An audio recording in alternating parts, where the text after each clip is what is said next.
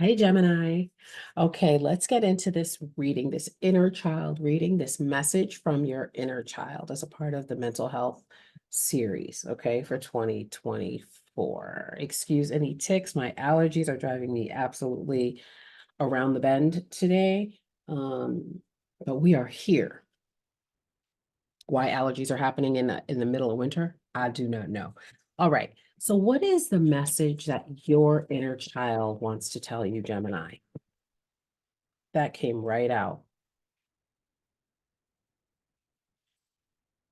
So we got the cheetah. We got the cheetah. So let's see. Okay, before I actually read the cheetah, actually, um, which is a fire sign in this deck. I do have to kind of read. I know that it has to do with like speed and action and things like that, and the sun and all of that, but I haven't used this deck in a long time, so I'm gonna have to use ba ba ba ba ba. But before we do that, let's get to these goddess messages, okay? So we have the cheetah here, which has to do with momentum, moving forward, etc. Huh. Does your inner child want you to move past something? Oh yeah, yeah, yeah, yeah. Because next card we have is cycles, and this is all about fate. This is all about being in alignment. Ooh, ooh, ooh, ooh. Okay, decisive moments, opportunistic events, and we have card number 23. In numerology, we would add that 2 plus that 3, and we would get the number 5. 5 in numerology is also associated with freedom. So I already feel like the vibe here with this cheetah and this fate, you see how that cheetah is moving towards that fate? You see how that cheetah is moving and how that moon has some of the same colors as the background of the cheetah. And so your higher self, okay, maybe it is your higher self, but anyway, your inner child is wanting you to move towards alignment, wanting you to make decisive decisions now. That is from your inner child. So, what needs to be released? What needs to be released? Why am I shuffling so aggressively? Like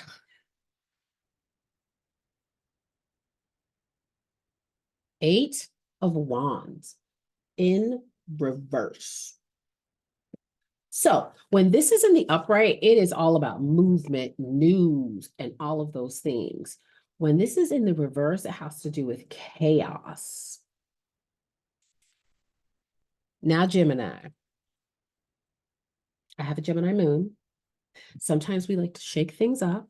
Sometimes we like to be a little chaotic because we do have that Mercury, right? That mercurial energy. We like to just like poke the bear till the claws come out. Those of you that know that reference, right? And that's not the vibe anymore. Okay. So I'm putting this 8 of Wands next to this cheetah, right? Which is moving towards um ba ba ba ba ba. So the cheetah is moving away from chaos and moving towards its destiny. So if you grew up in a home, so on the one hand, again, we like to mix it up. We are mercurial beings, okay? We like to cause a little chaos. But if there was chaos in your early childhood, Gemini, and that has kind of led you to being unprepared, like checking out emotionally, checking out spiritually,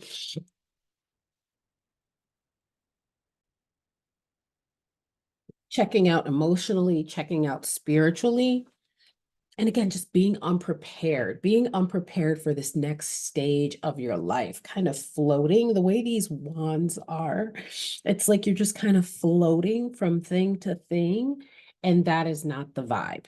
That is not the vibe. The vibe is for you to be one thing about predators, honey. They are laser focused. And so it's time to put the chaos of your childhood to bed and move towards decisive moments, okay? Because this fate card says decisive moments.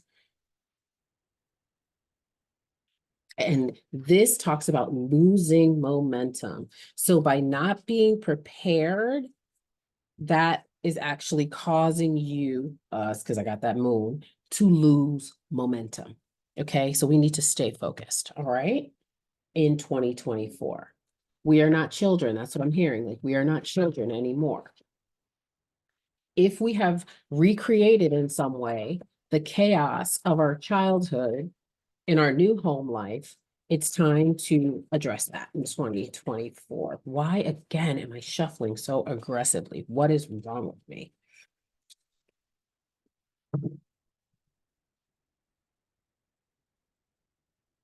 Now, this is super duper interesting because these two cards came out of my crystal deck.